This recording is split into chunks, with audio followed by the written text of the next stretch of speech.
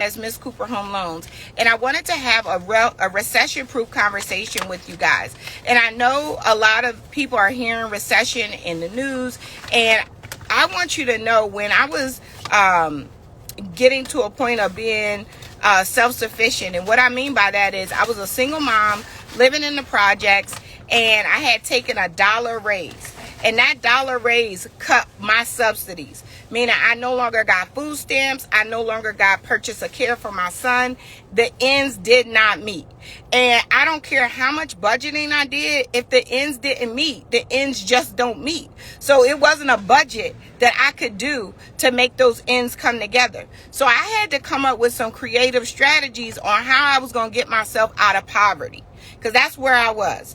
And with these creative strategies on poverty, a lot of people talk about their wealth strategies, but you know, I was having conversation with two of my girlfriends that we were going through these things together at that time, and these were our survival mode to get us through, because we knew we didn't want to stay in the economic situation that we were in at the time.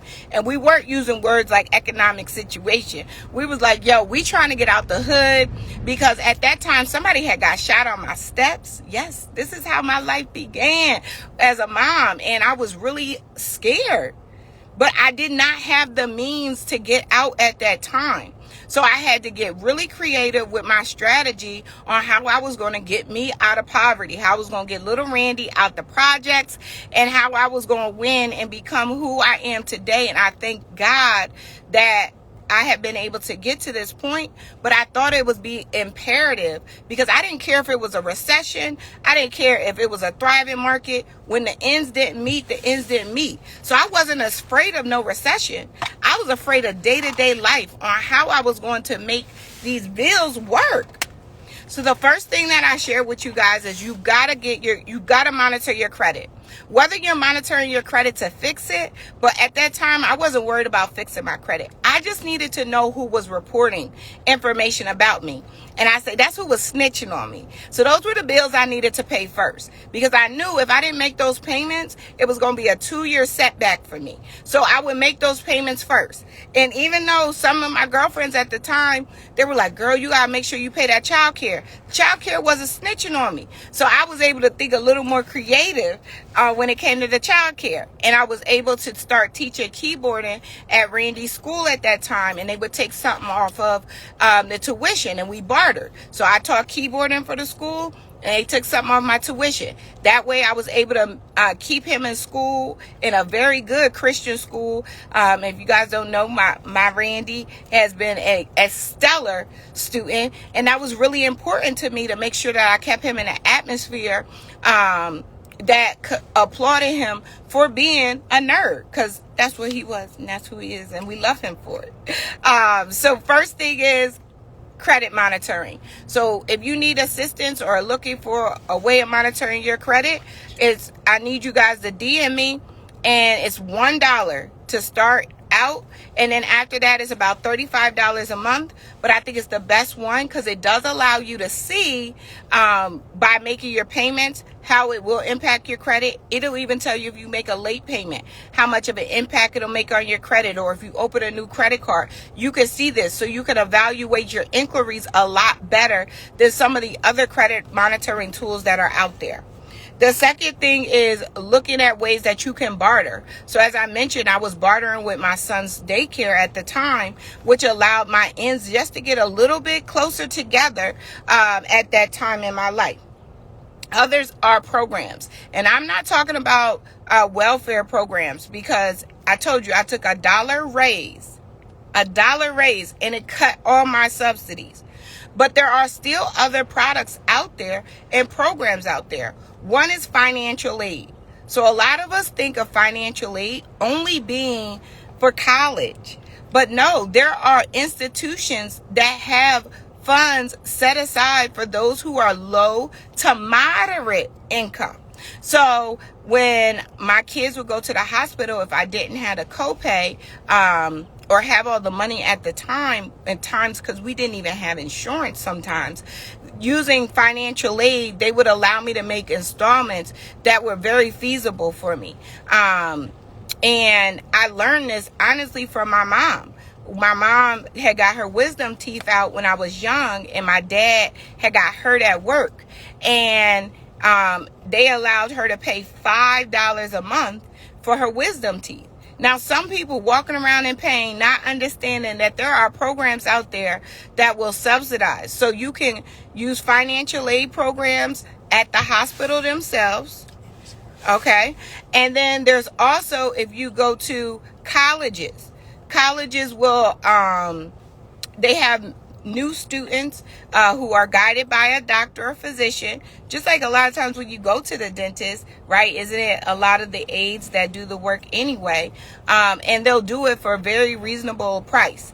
Now, here's the caveat. You are going to need to file your taxes. So those of you who have not filed your taxes in the last 2 years, I need you to at least make sure you filed your last 2 years of tax returns, because for these financial assistance programs, they are going to be looking at your last 2 years of tax returns to determine what your income is, whether you fall in the low to moderate income category. The next thing is microloans. Microloans. Those are little loans. There are usually loans that are $500 to $5,000. And I was, my car needed brakes. And my husband laughs at me when I tell him this story. Is I went and got a microloan from PNC Bank for $750 because I did not believe in payday loans or cash advances, because I knew they weren't really loans. They use what is called a factor rate. So you could end up paying back like 300% on those loans. So I went and got a microloan at PNC Bank, and with that microloan for $750, I think I had like 5 years to pay it back at like $33 a month. That allowed me to still be able in a position to get back and forth to work. If you need assistance with finding out more about microloans, DM me. I can give you guys some tools to help you while you're looking to get to the place of having those wealth strategies and implement them. Some of us are at the point of survival mode, and I'm going to tell you, that's where I was. Single mom, trying to figure this thing out. I did not have the money just to write a check. So I had to figure out the strategy. That's what I want you to see. No matter where you're at, no matter where you are, everything takes strategy. I took a strategy to get me out of poverty. It wasn't by accident. It wasn't by happenstance. And I also realized that I was developing a muscle. So when I did get money, I knew what to do with it. It wasn't that I just was going to have to pay back all these old bills, because I had already started working on my credit without doing credit repair. I just wanted to first find out who was telling on me. We got to start from somewhere. And in this market, with there being a looming recession or in a recession, whatever you want to call it, we got to start implementing these things, because poverty, it doesn't have to stay, but we have to have a strategy to get out. And it's going to take time.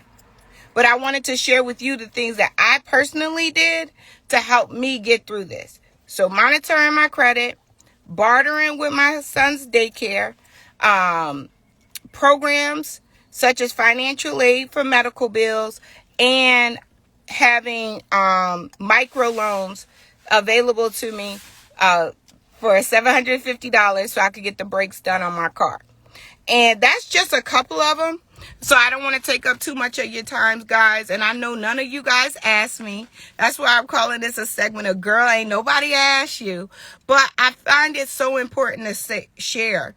And the last thing I want to bring up, it was networking and volunteering. I had to invest in myself and put myself in a better audience. I had to surround myself with people who were going the places I wanted to go. I necessarily couldn't afford to be in the rooms with them, so I had to come from a place of servitude. I had to be a servant in order to get to the point of now being a leader. And I know some people aren't going to want to hear that, but that's what I had to do to get to the point when I am now in a position to write a check and join groups and communities. But initially, I had to be the one there cleaning the tables at the end and I still catch myself, wanting to do that, because I know, coming from a place of contribution and being able to serve, it makes you such a better leader. It allows you, and God blesses you for it. And I stand on the biblical principles of that we got to have a plan. And other people have to know what our plan is. And sometimes we're sharing our plan with people who can't even help us. It also can make them feel very uncomfortable because you're exposing their weaknesses. And when you put yourself in an audience that these people want to see you win, they want to see you grow.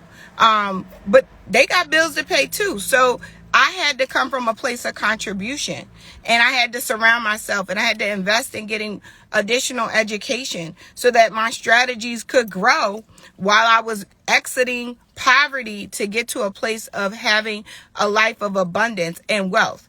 But just to rehash real quick for you guys, this